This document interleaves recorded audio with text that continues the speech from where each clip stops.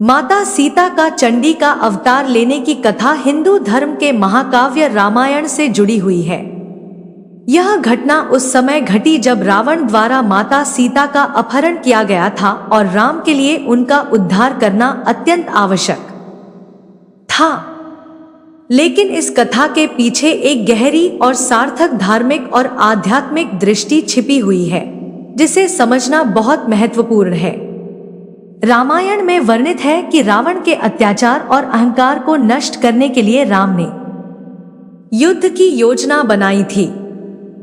रावण एक महाशक्ति था और उसके पास कई तरह के शक्तिशाली अस्त्र और सैन्य थे। राक्षसों का राजा रावण अपने आप को अजेय मानता था और उसने देवताओं, ऋषियों और तपस्वियों को अपनी शक्ति से डराया था। उसके द्वारा किए गए अत्याचारों का अंत करने के लिए भगवान राम को पृथ्वी पर अवतार लेना पड़ा था। जब रावण ने माता सीता का अपहरण किया और उन्हें लंका में बंदी बना लिया, तब राम ने अपनी सेना के साथ युद्ध की तैयारी की। राम ने सीता के लिए कई तरह की कठिनाइयों का सामना किया, जिसमें प्रमुख था रावण के साथ युद्ध करना। इस युद्ध के दौरान एक समय ऐसा आया जब राम को यह एहसास हुआ कि सीता को राक्षसों से बचाने और रावण के साम्राज्य को समाप्त करने के लिए एक विशेष शक्ति की आवश्यकता है।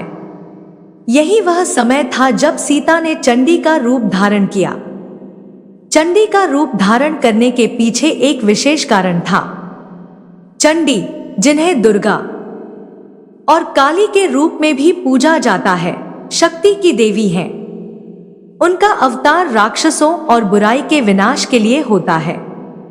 जब रावण ने सीता को पकड़ लिया था, तब वह एक तरह से संपूर्ण ब्रह्मांड की शांति और धर्म का उल्लंघन कर रहा था।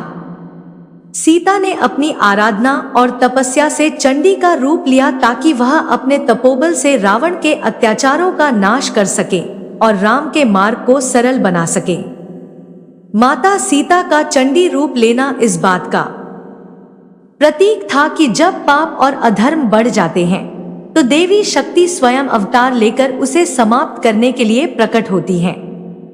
यह भी दर्शाता है कि देवी शक्ति का रूप हर समय आवश्यकता के अनुसार बदलता रहता है।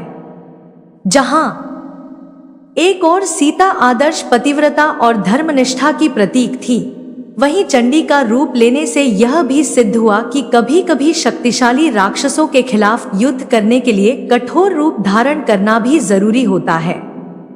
सीता का चंडी रूप धारण करना यह संदेश भी देता है कि सच्चे धर्म और न्याय की स्थापना के लिए किसी भी स्तर पर शक्ति का प्रयोग किया जा सकता है, बशर्ते उसका उद्देश्य सही हो।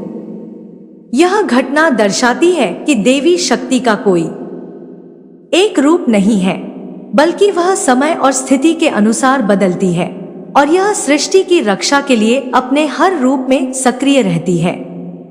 इस प्रकार माता सीता का चंडी का अवतार लेना न केवल रावण के विनाश के लिए आवश्यक था, बल्कि यह भी दिखाता है कि भगवान और देवी शक्ति दोनों ही व्यक्ति और समाज के कल्याण के लिए अपनी शक्ति का सही तरीके से प्रयोग करते हैं।